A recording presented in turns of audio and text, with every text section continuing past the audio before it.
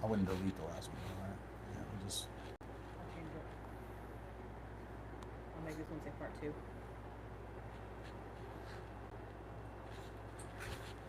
Yeah, even quality wise, you see it's not. It was doing good there for a minute though. When you, it'll say like what? go to live. Go to live, yeah. Yeah. Let me do the testers. You want to real quick? I'll make the font size big. Burr on the bottom of this. Where's your thingies? My settings, Yeah, on the phone. That way you can make the regular settings. like these. Yeah.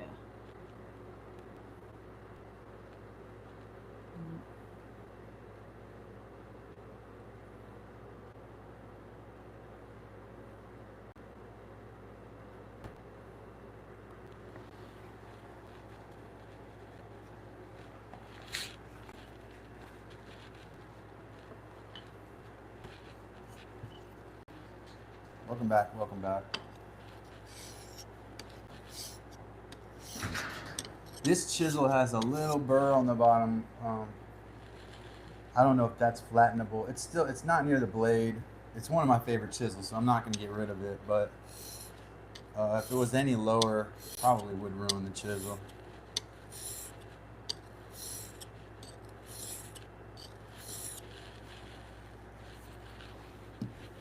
Any kind of a metal obstruction, or you have to grind it off basically.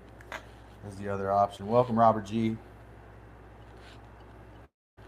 How you doing, man? Front of the program, Robert G.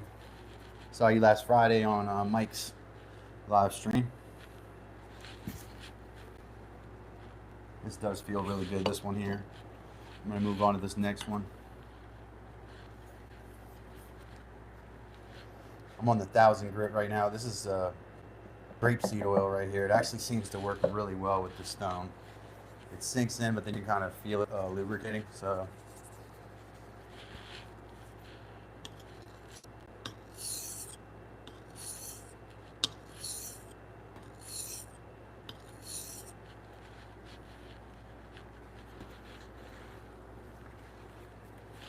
typical slow Monday seems like here in Dad's Workshop, but if you are new and you do pass through, make sure you click the subscribe button and join the fam. Where we are here Monday through Thursday. Every week, Monday through Thursday right now. We might expand that. Let me adjust this in the thing so I'm dealing with something a little more level.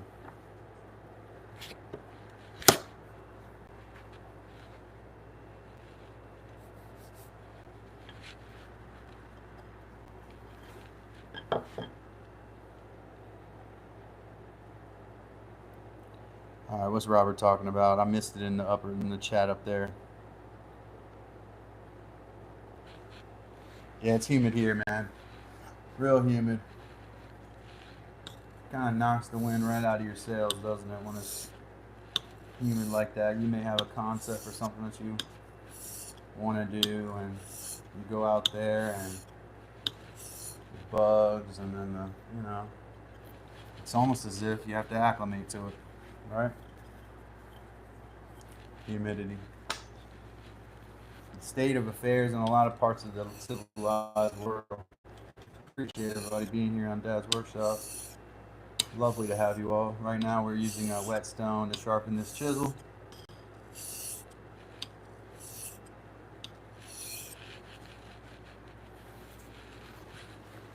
Welcome, welcome, welcome to Dad's Workshop. Click that subscribe button.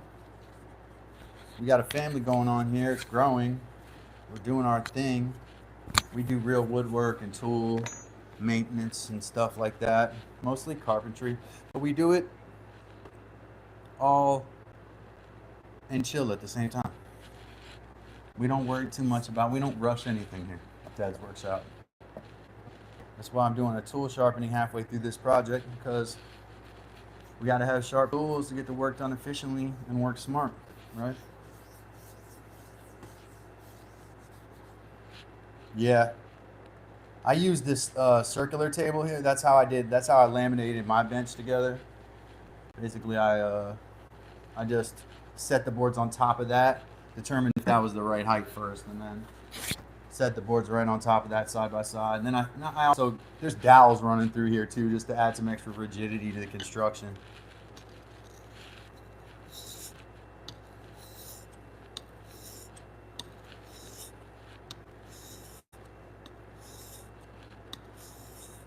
I understand that when you're sharpening, the longer pull strokes, the better. Okay, this is just something I'm taught. So, just as a tip to add some value to this video, the longer you can make the pull strokes on your sharpening stone, I understand is the better. Yeah, man, can never have too many clamps. Rule number 2 of woodworking. Rule number 1 is support your workpiece. Rule number 2 is if you can't support your workpiece, get some clamps. And I guess it's rule number 3. It's rule number 3. Rule number 3, you can't have too many clamps. Right?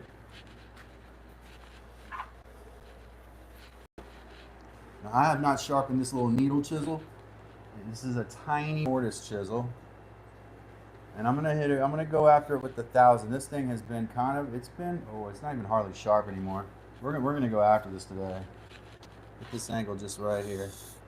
Probably more the sole that needs to be flattened than the.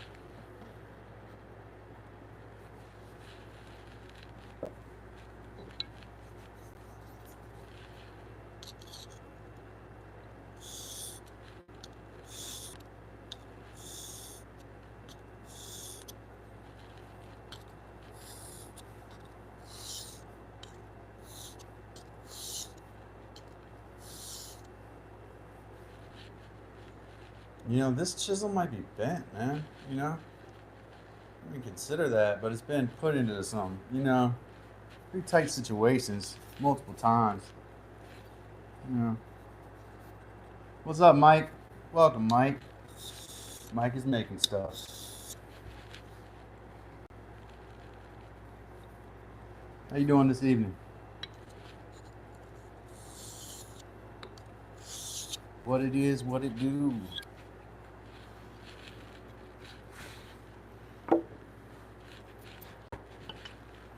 Sharpening chisels over here, man. Yeah, no problem, bro. We're here for our fam, man. That's what we do. That's what we do.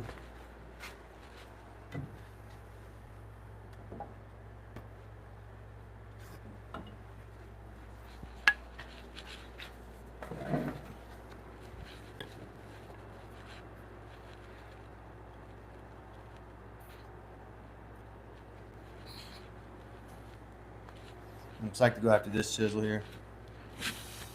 This one probably needs. This one used to be one of my favorites until I kind of dulled it.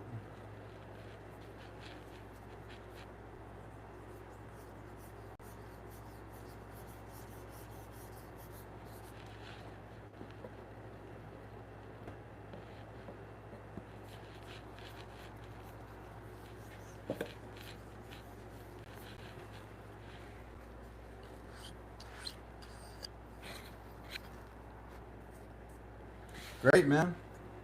Glad that Rusty got his workbench. That y'all were able to raise the money. Man, what do they call that? Collectivism. It's a powerful thing.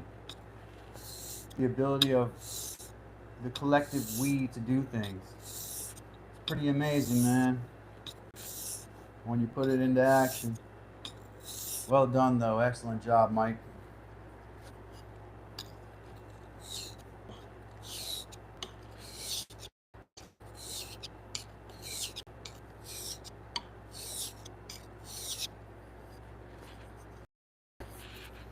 Yep.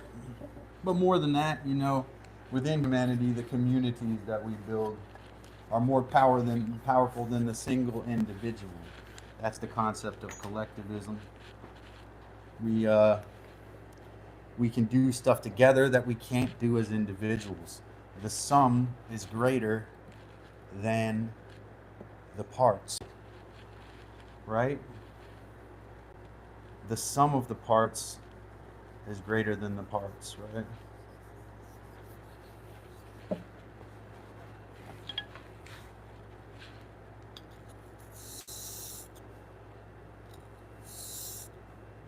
Getting smart again. I didn't say that.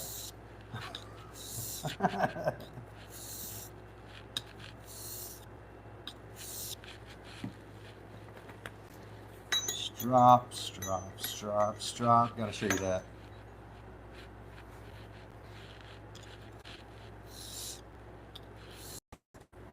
No, man. The what is it called? The the whole is greater than the sum of the parts. Tell me if you agree with that or not. Is the whole not greater than the sum of the parts when people work together? Or in the concept of collectivism, it's just like in the concept of Christianity, not to get into religious theology, but in the concept of Christianity, the Godhead is greater than the sum of the other parts of the Trinity, right? Just saying that's what it's supposed to be in Christian dogma, right? God the Father is supposed to be the greater than the sum of the parts, so Jesus and the Holy Spirit or whatever. I'd say that in humanity we have the ability to do great and actually terrible things, when we join together, as has been demonstrated multiple times. The glasses, I mean, if we're being technical, it can't be either, because it's either slightly above or slightly below the middle of the cup. Am I right?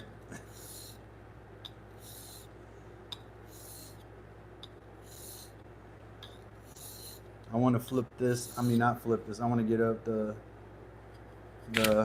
um,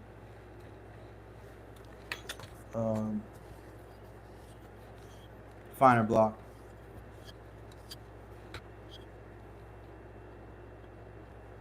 It is a judge-free zone here, man. We don't do judgy. We don't get judgy here, except for every once in a while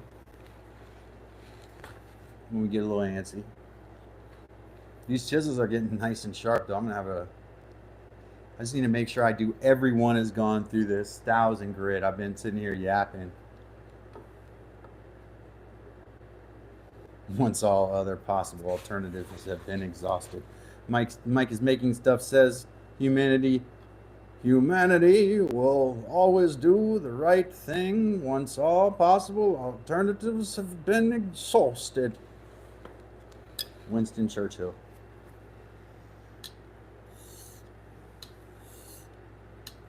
He was a guy, man. He was a guy.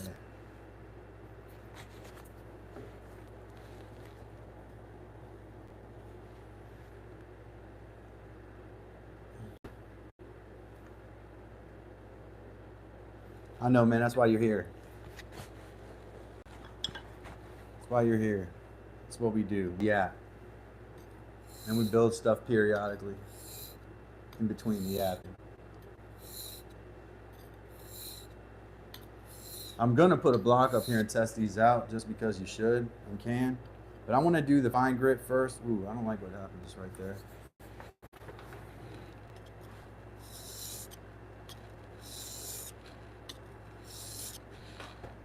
I've gotten pretty good at chiseling at a 45-degree angle into wood too, with just having a guide. So I'm pretty sure I can hold my angle well, but we'll find out.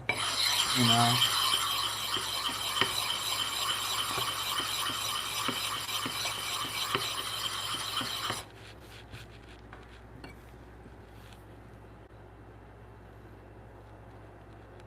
Man, we talked about collectivism, the power of the we.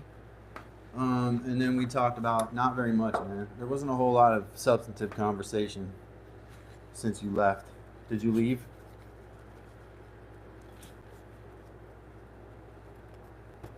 Oh, okay. I did most of these tattoos myself, so they're not great. But that's why they look like they look, just all over the place. Yeah. So I guess I better Oh, that's not a desk. That's a film editor called a Steam Deck, right? A Steam Deck or Steam Deck. It's the way that you edit 16 millimeter film. It's Heather's. I believe it was a gift from one of her film professors. But that's an interesting question. And then EDC. Oh man, that's my turkey hunting gear, man. I'm not a stolen valor guy. I got a pack and hunting gear. That's my. If you turkey hunt, you carry around this little vest because you got to sit on your ass the whole day. So like, there's a little pad that flops up on the back. It's a turkey vest. You know what those are? Y'all turkey hunt down there? Man stuff, definitely. Well, girls turkey hunt too. Actually, I've known some turkey hunting girls that are better than me. Yeah, it's a turkey vest, man.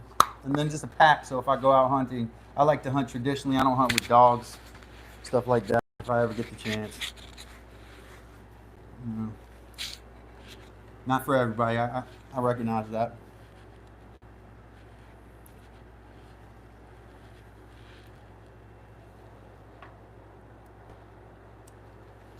Well, I mean, I fancy myself quite a marksman. I'm pretty good with a rifle, and guns were always around since I was little. So when I was little, and I told Heather this story the other day. I'm not vouching for this type of behavior, but it's important that I be honest. I can back the camera up and talk about it.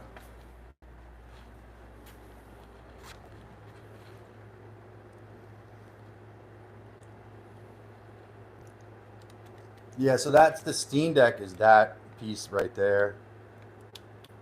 It's got a monitor on it and stuff.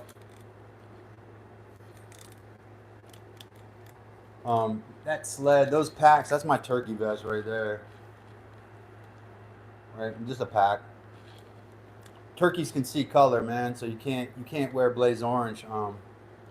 Well, though I knew the old heads I knew who turkey hunted.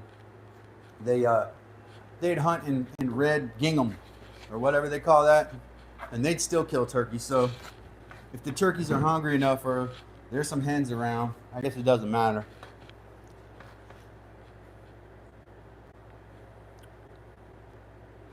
So yeah, when I was little, I mean, um, I was from a family culture where guns were set out in the open. Like my grandfather's office contained 100 guns or more, just 20 or so leaned up in the corner, just whichever one he wanted to pick up, he did. So I got savvy with guns pretty early as a little kid. Um, uh, Definitely had a ghillie suit. Went spotted for my cousin when I was really little. Um, and then when I was, I don't know, 8 or 9, I was out in Minnesota for the whole summer. And there was no one around. This is what they call, high lonely country. I don't know how to describe it to people down in the South. They don't understand that the plains is so remote that up there you might not see another human being for 8, 10, 12 hours. I literally walked around an entire town and shot at stuff with a rifle. I mean, and the entire day, and no one ever even, I don't think I even saw another person. I went varmint shooting and just shot stuff out of trees. I shot across this open cornfield and it just waited till it hit the trees and got the timing down. I kind of figured out my arc that way too. You know, it was dangerous as hell, but you know, I just I'm not. Yeah, I mean, and then I got trained on a rifle and at a very young age. I think I shot a rifle when I was. I mean, this is common in the country to shoot guns when you're 8 or 9, but I was already like target shooting proficiently at like 9 or 10. So I'm a decent shot. I didn't really do. I did skeet shooting. I'd shoot 3 out of 3 when I was like 11 years old. And this is not. I'm not from a super conservative country family. I'm from just your average kind of salt of the earth family. They don't like both my grandfathers were in the NRA, but they didn't have any assault rifles. You know, they didn't have any tactical rifles, as some of you like to say. All they had was, you know, shotguns. My grandfather kept a couple. I've got a couple heirloom Browning A5s that uh, that are really nice, made in Belgium. Not here, so if you ever find out where I am, you're not gonna get them anyways. And they don't work that well. They need to be restored.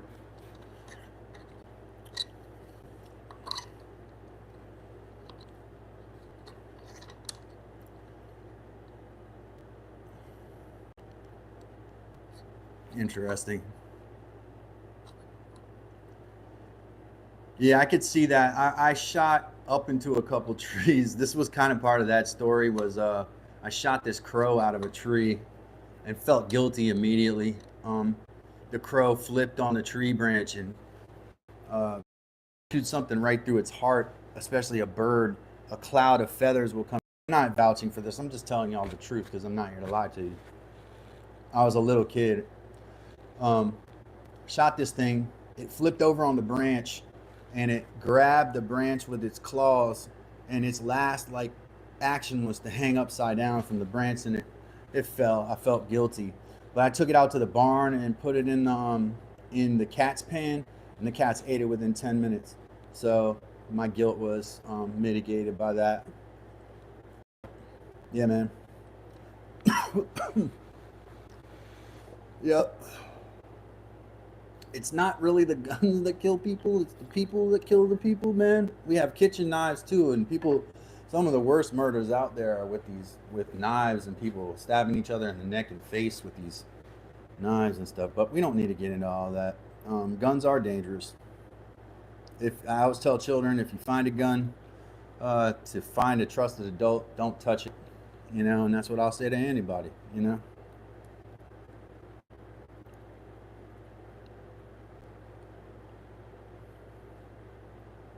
All right, let's go, man. Mike, what's your hunting story?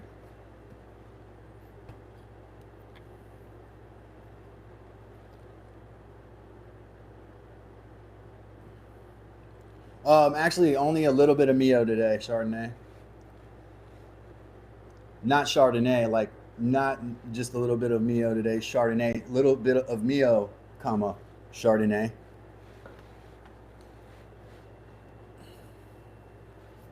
and mostly water. Cut the grass today, so I was out. It was hot, man. I was like napping after. I told y'all, man. It knocks your energy straight out.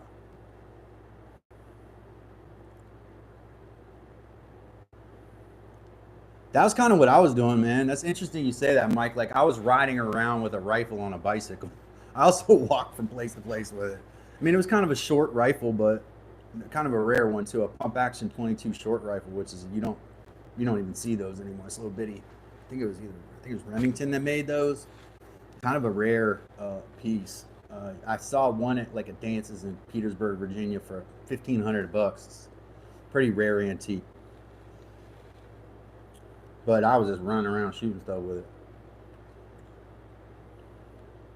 Props this rifle on the handlebars. Uh, Minnesota, Mike, we all drove without a license. You know, we would whatever trucks were on the farm. No one took their keys out of their car. Does that make sense? Everyone just go out to a vehicle and start it. I drove my grandfather's Oldsmobile when I was like 9, but we would get in trucks, and you know every truck had a rifle under the seat. So if you uh, came across a you know some kind of quail or something in a ditch, people would just pull your rifle out from under the seat. That's how you did it. But funny, my cousin had this 1946 or 47 Chevy truck. He had a couple of these 40s trucks. He's 14 years old now. He's refitted these trucks to run, and we're driving to the school, which is the school that my dad went to, but is now owned by my uncle. He actually We're driving to the school because that's where he has this like sweet kid hangout set up. My cousin built like a loft in the school and all this cool stuff. And we're headed in there. You look through we're in this 47 Chevy. There's a bolt under the steering column. This bolt is heated up molten orange, like a volcano, molten orange. And you could look down. The floorboard was rusted out. You could look down and see the road passing under you.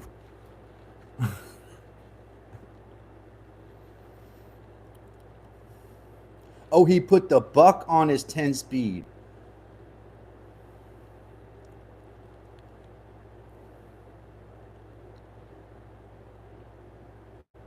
Oh man, get your car out of there, Daniel. Robert G said, "Hey, Mike." Robert G is a regular on Mike's program.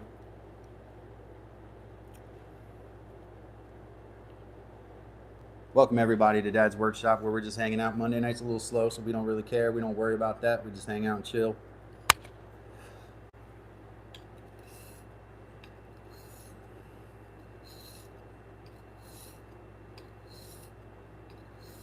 I used to do this as a school teacher too, man. People didn't like that. I'd be like, "It's Friday, we're gonna chill, man. Let's talk about stuff."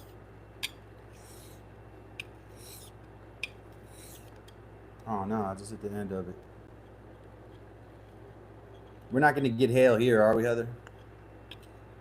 We got both our vehicles covered, right? That hail is no joke, man.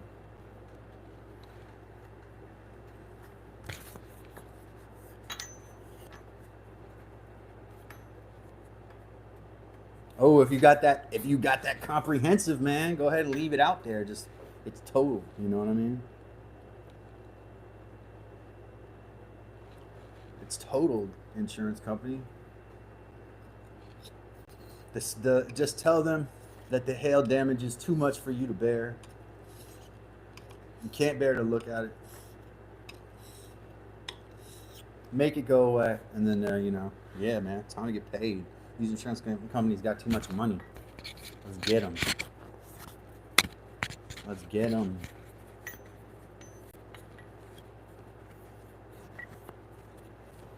Maybe next time I'll give you a tattoo tour. A tattooer. Heather told me I should probably do that. My tattoos are ridiculous, and I put them on myself, so it'll be kind of funny and embarrassing at the same time. I can handle that. The one I've got of evolution actually has me at the end of it going, "Whoa, stop!" And that's actually a tiny version of me with my bald spot and my kind of like beer gutters, and then telling people to stop. So yeah, man. Tattooers.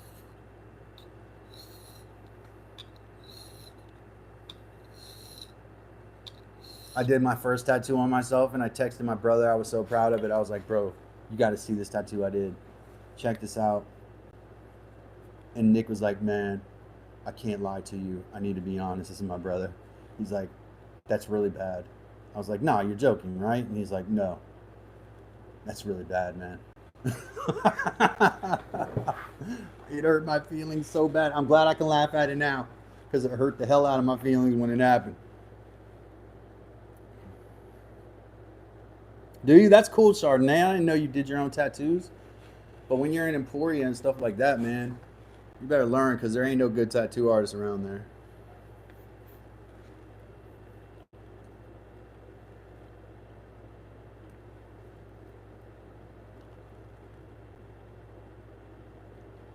Yeah. Oh my God, no, we're not posing our tattoo. We're not posting them on Discord. It's gonna end up on Reddit. We're gonna end up on Reddit subs with our terrible tattoos, man. We can't have that happen, dude. None of us went to some tattoo boutique. These are, mine are like, what do you call them? Stick and poke style. I mean, I use a tattoo gun, but you know, Heather will tell you.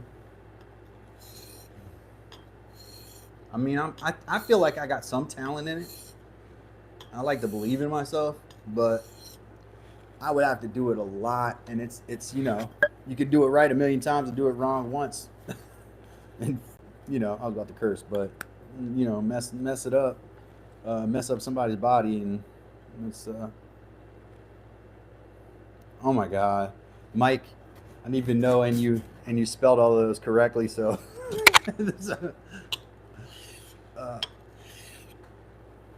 trigonometry and calculus equations.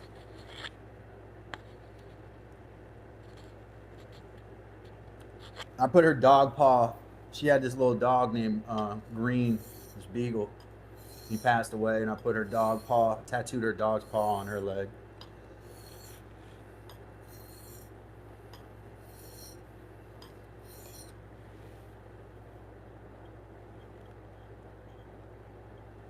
Man, one of my friends, may he rest in peace. He's in the ground now, But I did a tattoo on him, and he didn't finish it. That was a real stick and poke. Like I had a wound up thread on a needle, real jailhouse style.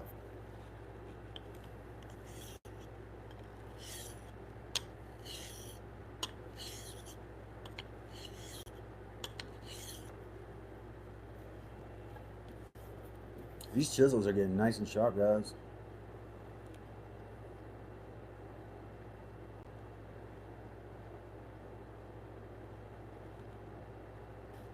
Well, that probably helps too, like, knowing how to do it. This lady have you ever heard of that lady in the Philippines that does them? Traditionally, people fly from all over the world to go into the jungle and get her tattoos. She does them all with the whap, whap, whap, whap, whap, whap, whap, whap, whap. I probably do it better with a chisel, man. I just thought about that. You just see her going. She's like 100 years old. Like literally, she's 100 years old.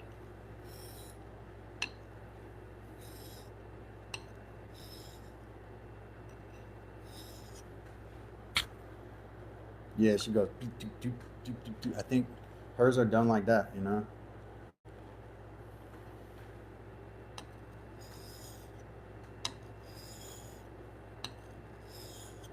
Yeah, done like with the. I don't know what they call that. Nose print and paw print. Yeah. Yeah, you got to go into the jungle. You got to hike like hundreds of miles, and you got to find her in there. And then she charges a good sum because I think they have to live off that. Her family still lives off her tattoo money. So is that the name? Daniel's our resident researcher. Is that the name?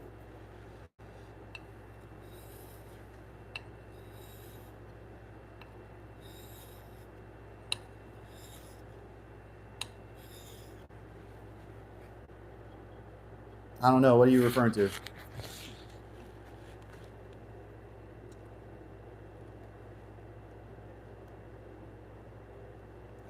Okay.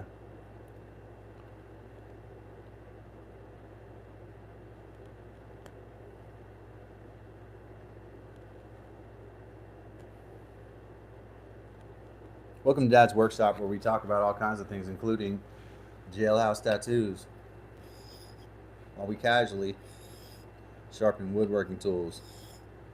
You hear that on the microphone? Good.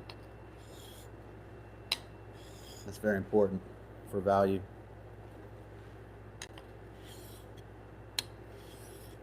I think this needs oil.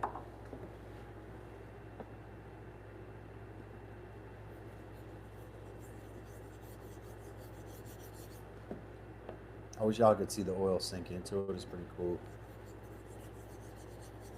Feel like I've got it's like a Zamboni of stone, a Zamstoni.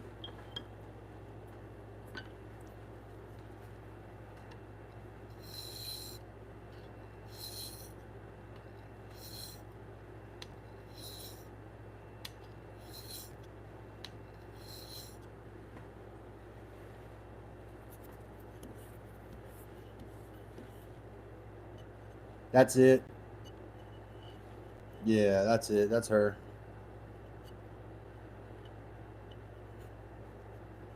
Pretty amazing lady. She's in great shape too.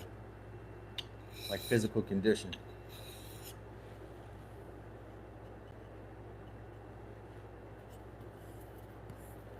Zamstoni. Yeah, there was a Zamboni song on that hockey game that we were watching. I forgot which game it was. Zamboni song on the it was the juvenile was the IIHL. I was watching the IIHL semis. They were in Texas. They were in Frisco. Why do they do hockey down there in Texas? It doesn't even make sense to me. They were in Frisco and they had this like Zamboni song. I was like, man, that's a good Zamboni song. Other rinks need that, you know.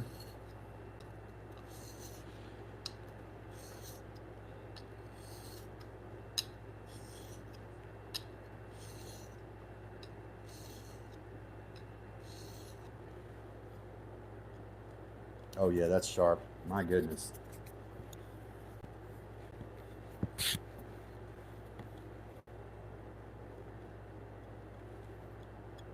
Yeah, I did that here too. Yeah, those are cool. That's why they call all of that stuff tribal here, because the tribal really came from those Maori tattoos they did.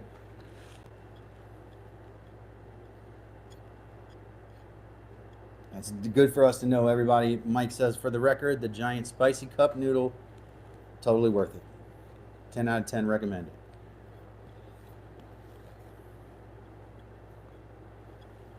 And Mike did not make $1 from that promotion either.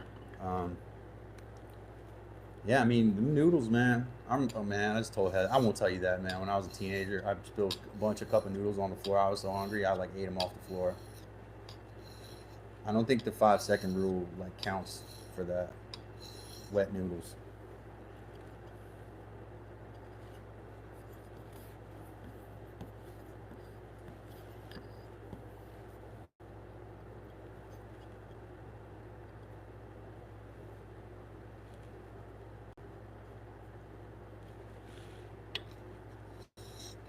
It may be part of the same system, yeah. You know, these systems, though, man, I've been noticing the jet streams bringing stuff that's happening in the Pacific Northwest all the way to the south and then to the East Coast.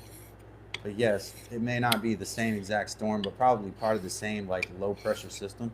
I don't know. I'm not a meteorologist. I'm just speculating, man. Just speculating.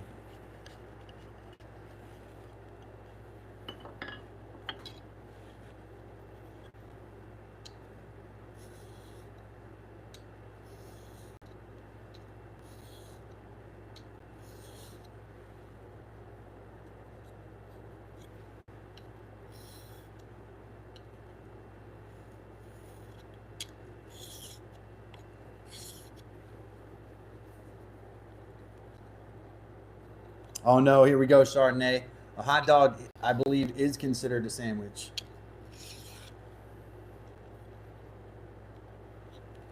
You know, don't start that, Chardonnay. Don't start that stuff. A hot dog is, I mean, let's just say it is considered a sandwich. Most people don't call it that.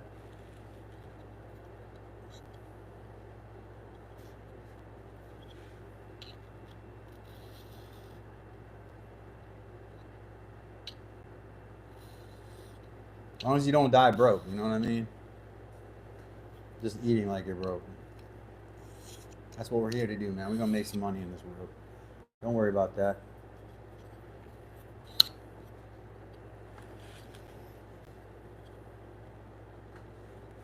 I mean, I like American cheese. They don't even call that cheese. I tell people, man. Sometimes with cheap tastes are not a bad thing. I like ketchup on stuff I shouldn't put ketchup on, I guess.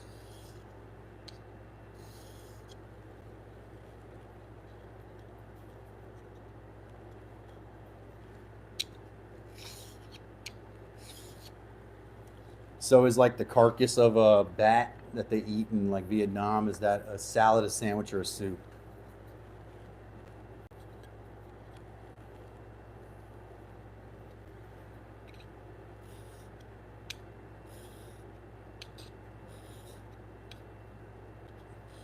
Would meat be classified would meat be classified as a salad, a sandwich, or a soup? How do you classify just straight up meat?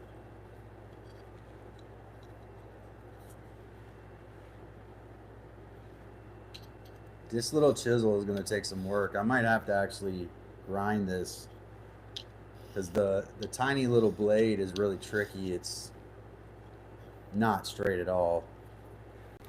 The blade is not at all straight. I might have to grind this one down here. Go back to the, I can try the 400, but I don't think that's gonna work.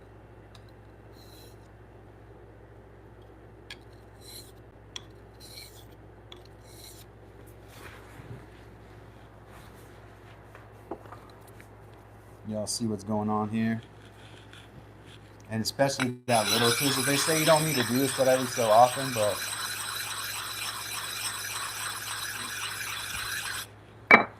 you use it on a bunch of different size chisels. I think you should probably flatten it out again.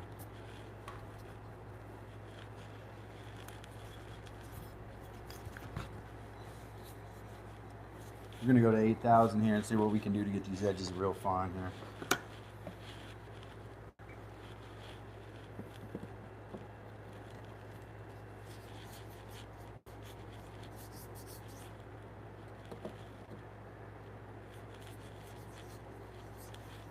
My watch thinks I'm washing my hands.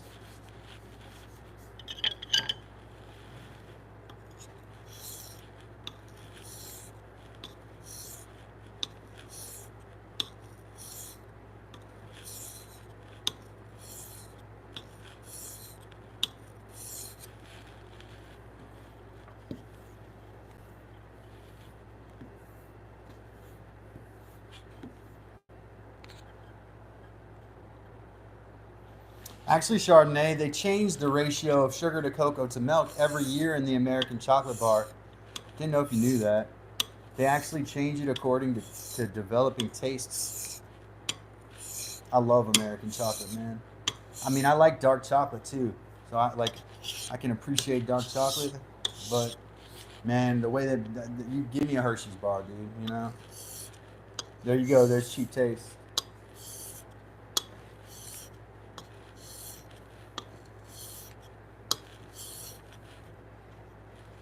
You and your fancy Toblerones.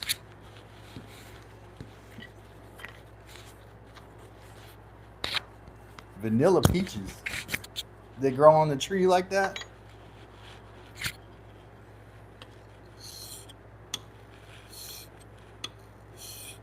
We got a video making peach cobbler. Pretty good. One of my favorite things.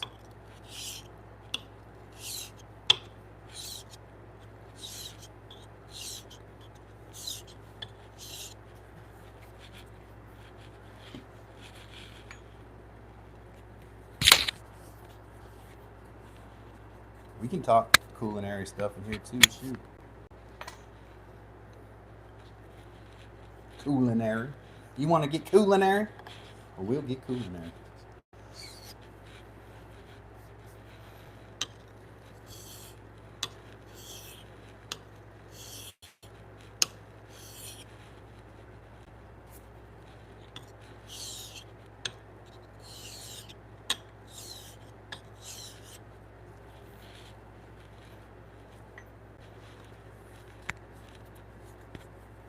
Wow, a lot of chat here.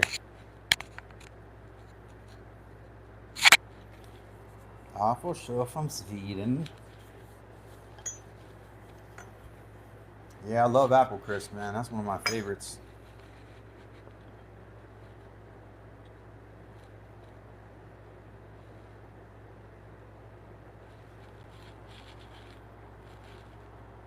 I don't use, one of the students, and I won't say her name, you might even know her. She gave me one years ago. But I just pretty much just make stuff one to one, the same way I would make it uh, if I didn't have celiac disease, So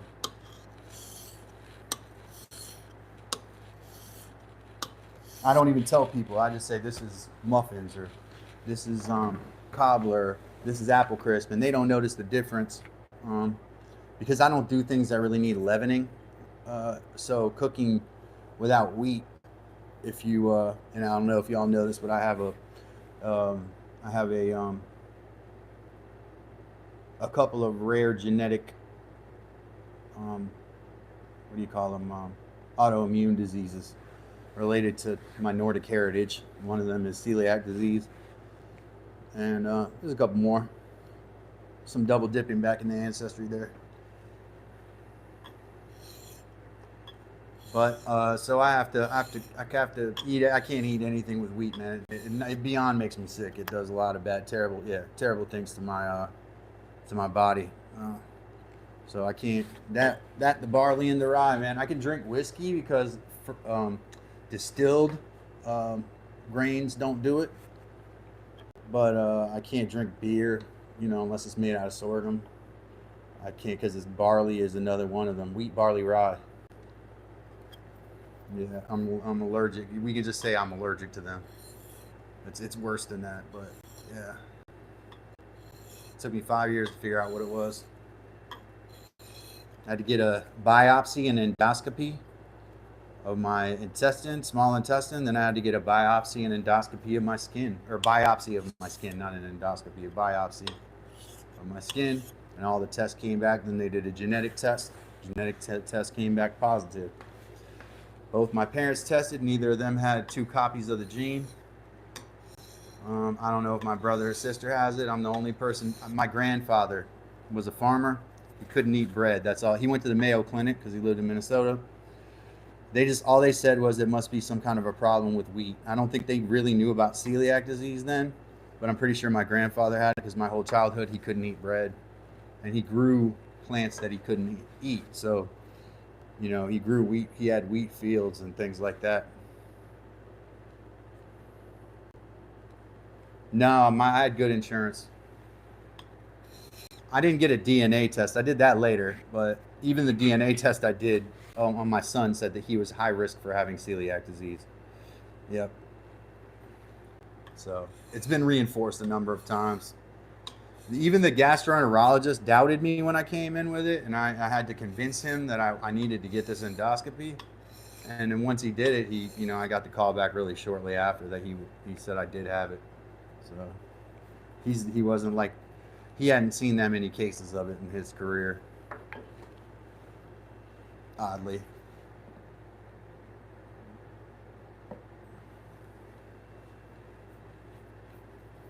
Putting more oil on the stone here. I love the sound when it gets freshly oiled.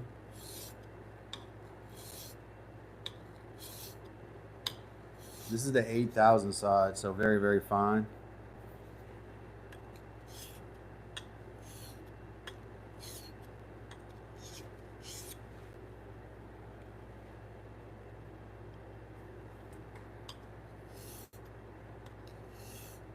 It needs to be stropped. I can hear it. I can actually hear and feel the little.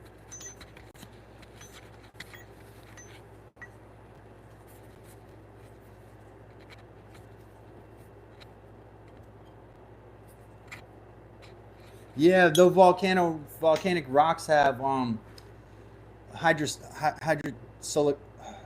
What do you call it, man? Um, Sulfuric acid smells like rotten eggs. So everything you use to cook, lava has a strong smell of rotten eggs.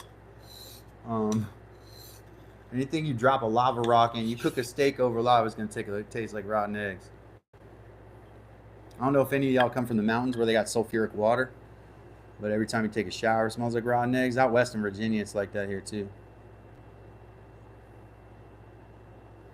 Oh my God, we're talking about Heisenberg.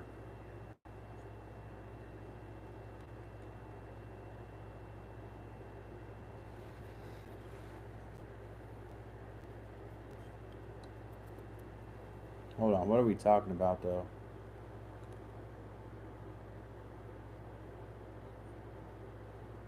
Uh-oh.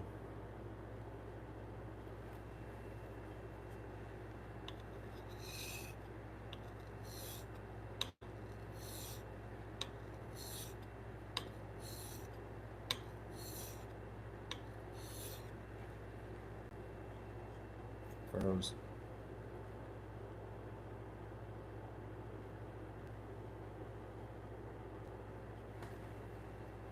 Man, these are really coming around. I want to take a piece of wood here and try them out. Let me go ahead though and finish these fine sharpenings with these ones.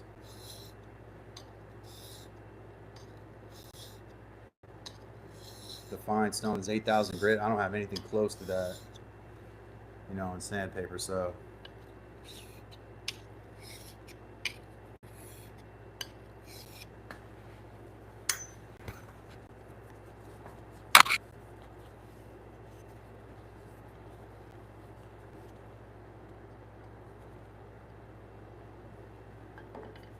These two are good. Bing. You can almost see because the edge starts to come around. The top of it starts to look shiny again. When you feel it, it bites. You know, a sharpened chisel as you run it against your finger. Now, don't do this, but you feel like it wants to bite and hold because it's so sharp. It's grabbing onto the grains of your finger. Not telling you to test a chisel that way. Just saying you can kind of tell.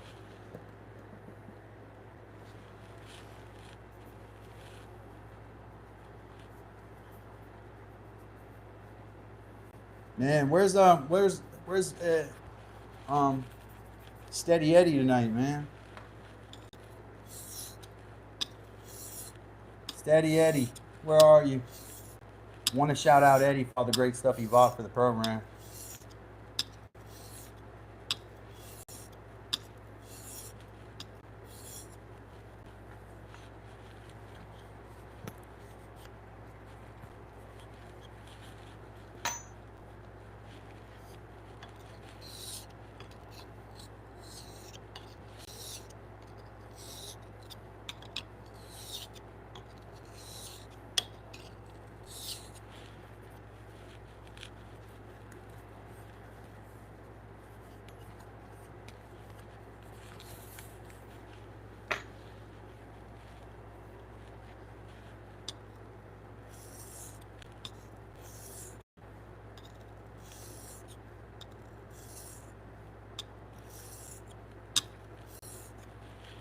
There's nothing extra in there besides the bananas.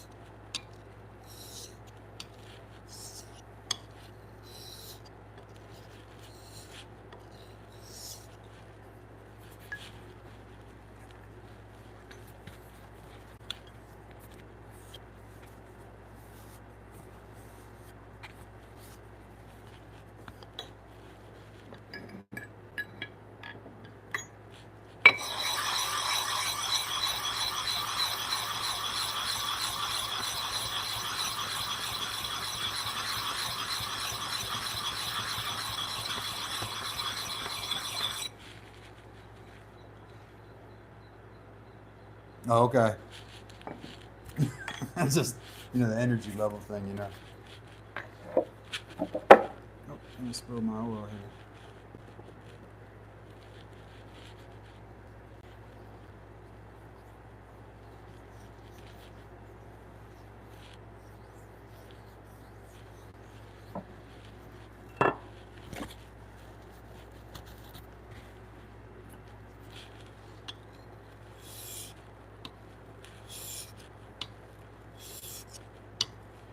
I'm putting some pressure down too. I know I always tell you all that, but I just want to tell you again.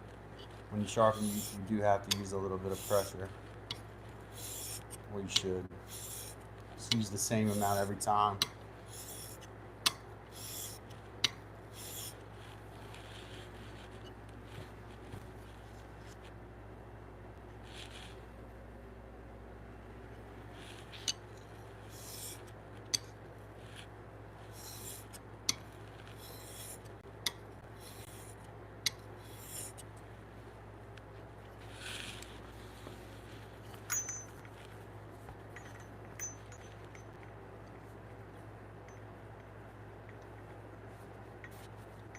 I agree, Mike. I asked a former student the other day, I said, how's your connection with yourself, your family, and nature, man? I mean, like, real, when we add things to our box, it's better to take things out of our box. If we have things we need, things we desire, things we want, but truthfully, simplicity is going to be where you find happiness. Even when you've lost everything in the world, there are people who have lost absolutely everything and still find happiness. And I mean lost everything, like not their stuff. I mean their family, their friends, all the things that they probably thought were their purpose in life, and they still were able to be happy because of the simplicity. They found something to live for, and simplified their life. I always thought I needed health insurance, and I may need it. Who the hell knows? But I always thought, I got to keep being a teacher because I got to keep getting this health insurance, man. What am I going to do if I don't have health insurance? I'm going to die, right? Turns out you actually might live a little while. It's kind of crazy if you take care of yourself. Not saying for you all to go without health insurance. I think everybody should have it. You know, I'm just saying. You know,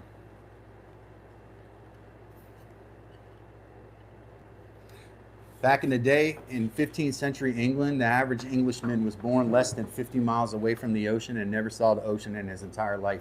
True story. In the 1500s and before in England, the average Englishman was born less than 50 miles from the ocean, but yet never traveled more than 20 miles radius from his own town. So most guys, this is funny that you bring that up. These people lived fairly happy lives, and they never left their village. Like they never left the sanctity of their village in their entire life. So it is possible, and it is interesting that um, people live very fulfilling lives for a long time without. In this country, man, a lot of us have lost our connection with the family, our connection with nature, and our connection with ourselves. You know, it's those three things. Um, how do you connect with yourself? Who are you? How do you connect with nature, the world around you? You know, and how do you connect with the people in your immediate family and the family that you care about? So, probably if you can boil your life down to those three things and take care of those things, you're generally probably a happy person. I do still go to the doctor. I have a deal with the doctor. You know, I had to work that out.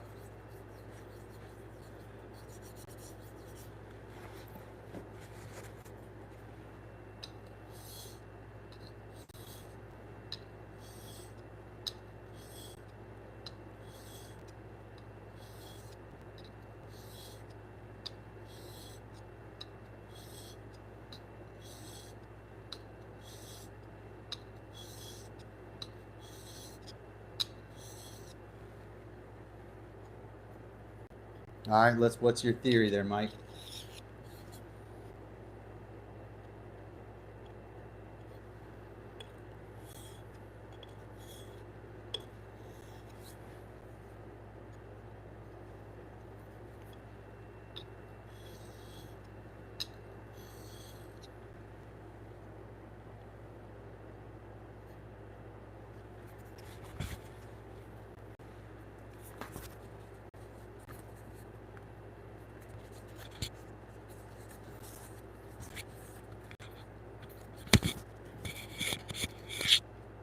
The only chisel I'm not happy with today, folks, while Mike is typing this stuff in, is this one here, this little thin one. I'm not. I need to take that. I need to find. I need to use the small stone or the gritty stone and grind that down a bit um, to get that one right. It's not right. The blade is off, and probably this one needs work too.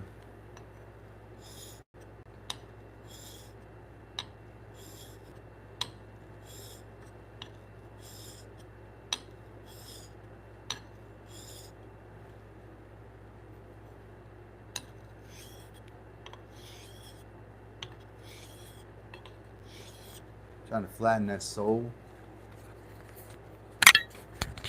I think I froze.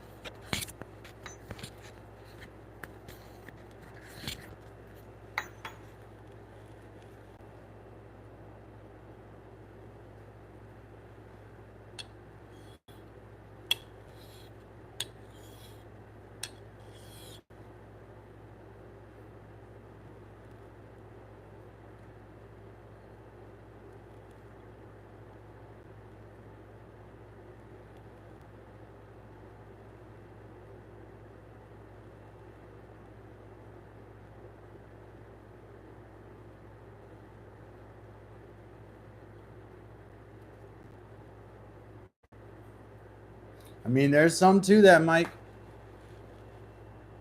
There is something to that, bro. I'm with you on that, man. Mike said, "Just live life." Fun trivia fact: 100% of health nuts still die. True. 100% of non-smokers die. 100% of people who don't dip die. 100% of people who don't drink and eat vegan die. So it's uh, fact is, man, there is something to just just ride the train until it, until it rolls off the tracks, man. And I'm with you, dude. We do think a lot alike on that. Yeah.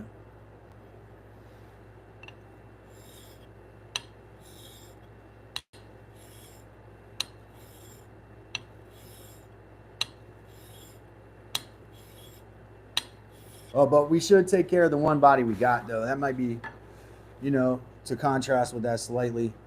Well, it doesn't contrast. All Mike is saying is live life. So part of my living of life is I got to exercise for my mental health, I have to. So, and I think for my heart too, because I have noticed that when I do go to the doctor, if I'm more out of shape, my heart is indicative of that. I have a higher blood pressure, 140 over 100, 140 over 90. But if I've been on the fitness and I get in there, 120 over 80, 115 over 80, I mean, it makes a difference. So rather than getting on all that heart meds, just get off your ass, basically, in some way, shape, or form. That's if you can. Some people cannot. If you need it. Some people also are healthy enough. They don't need to do cardio every day. They eat light or whatever the case may be,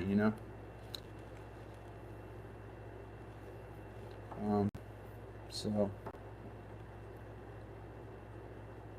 that is a fun fact, Daniel. I'm trying to figure out how that relates to this.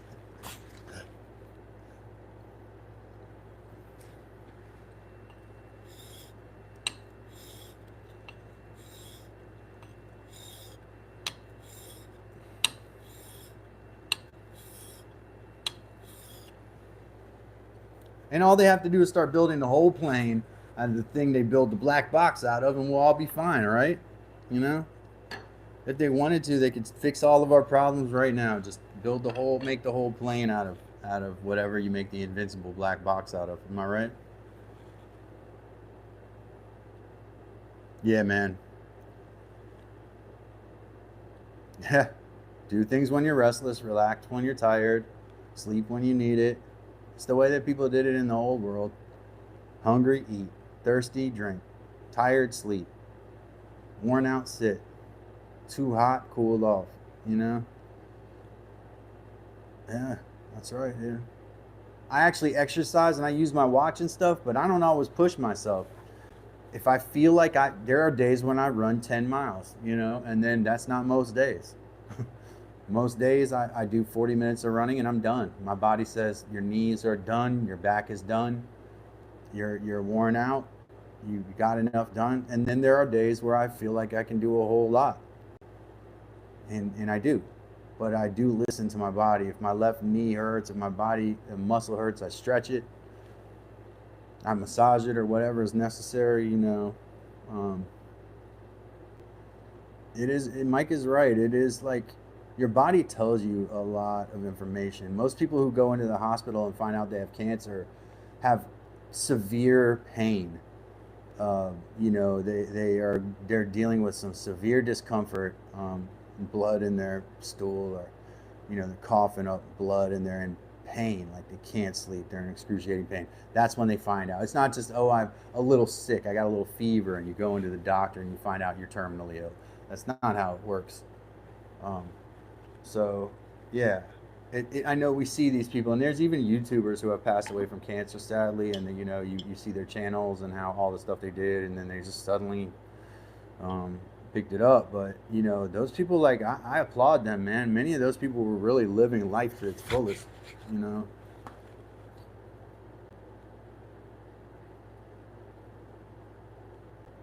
I think that carbs are a good thing, man. Plus, carbs hold water. So for every gram of carbs you eat, 5 grams of water is retained in your body. So you're able to hydrate more effectively if you eat carbs.